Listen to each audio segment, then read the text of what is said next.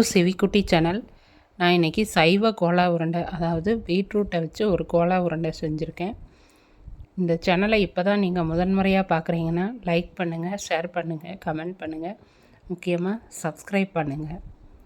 Subscribe பண்ணி என் சேனலுக்கு ஆதரவு கொடுங்க. வாங்க வீடியோக்குள்ளே போகலாம். நான் ஒரு மிக்ஸி ஜாரில் ஒரு சின்ன மூடி தேங்காய், ஒரு மூடி தேங்காயை துருவி சேர்த்துருக்கேன்.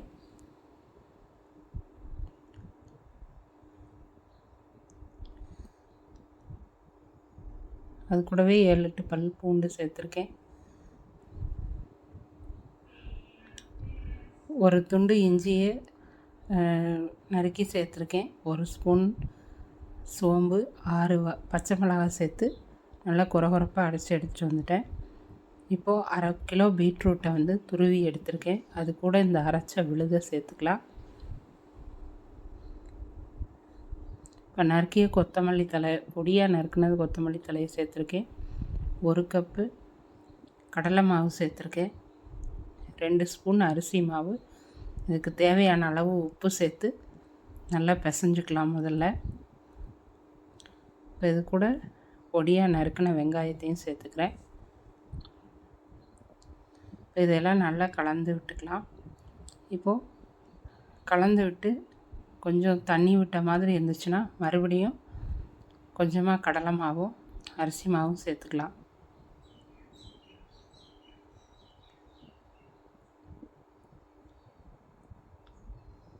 நான் இப்போது ஒரு 1/2 கப்பு கடலை மாவும் அரிசி மாவு, 1 ஸ்பூன் அரிசி மாவும் திரும்ப சேர்த்துருக்கேன். சேர்த்து நல்லா கலக்கி விட்டு எண்ணெயில் போட்டு எடுத்துக்கலாம். இப்போ நான் எண்ணெயை காய வச்சுருக்கேன். இது மீடியம் ஃப்ளேமில் வச்சு தான் பொரிக்கணும். ஹை ஃப்ளேமில் வச்சு பொரிச்சிங்கன்னா கரிஞ்சு போயிடும், மேலால் கரிஞ்சு போயிடும், உள்ளேயெல்லாம் வேகாமல் அப்படியே இருக்கும். அதனால் மீடியம் ஃப்ளேமில் வச்சு நல்லா உருண்டைகளாக உருட்டி பொரித்து எடுத்துக்கலாம்.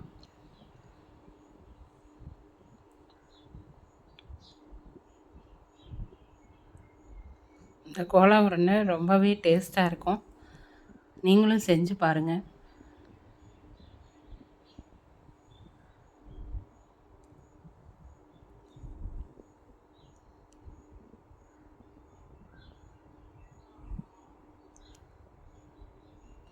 சின்ன சின்ன உருண்டைகளாக உருட்டி போட்டால் சீக்கிரமாக வெந்து வந்துடும்.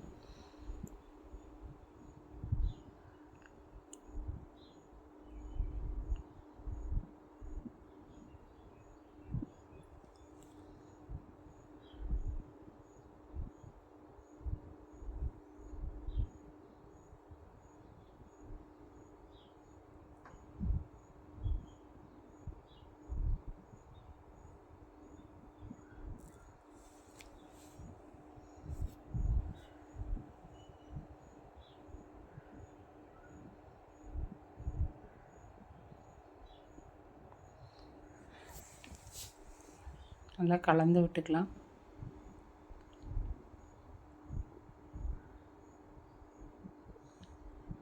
இப்போது வெந்துருச்சு, எடுத்துக்கலாம். எண்ணெய் சலசலப்பு அடங்கினோடனே எடுத்தால் கரெக்டாக இருக்கும். இதை மீடியம் ஃப்ளேமில் வச்சு தான் பொரிக்கணும், அப்போ தான் கரெக்டாக இருக்கும்.